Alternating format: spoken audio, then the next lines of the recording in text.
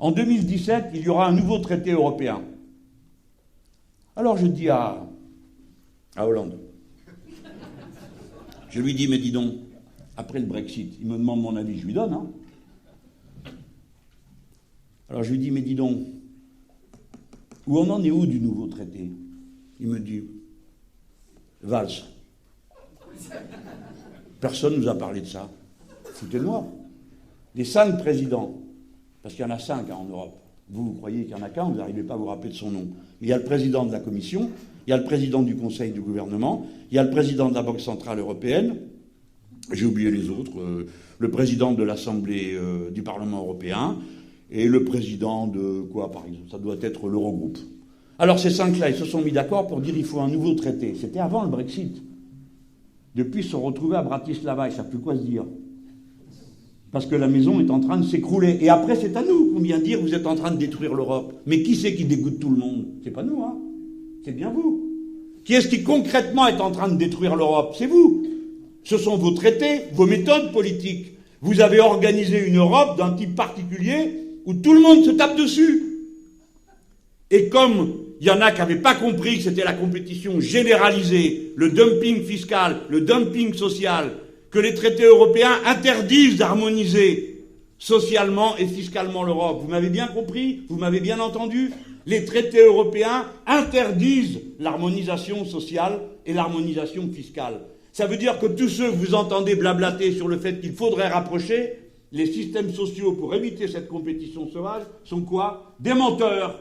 Parce que c'est eux qui ont signé le contraire. Et que quand ils se retrouvent entre eux, il n'y en a pas un pour dire il faut arrêter ça.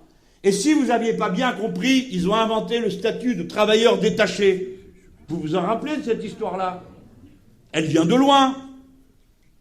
Et elle a révolté tout le monde. Parce que qu'est-ce que c'est le statut de travailleur détaché? C'est une délocalisation à domicile.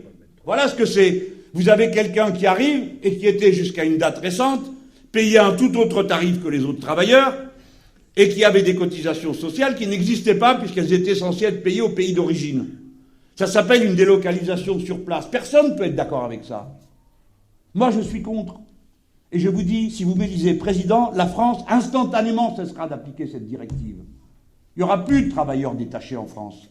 Parce que c'est un statut qui ruine les travailleurs, les oppose les uns aux autres, et crée une distorsion entre les entreprises. Celui qui prend un travailleur détaché, ça lui coûte moins cher que celui qui prend un travailleur qui est là.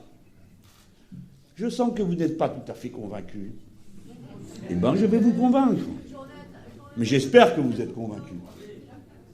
Ces travailleurs détachés, un nouveau statut, une nouvelle directive a été présentée.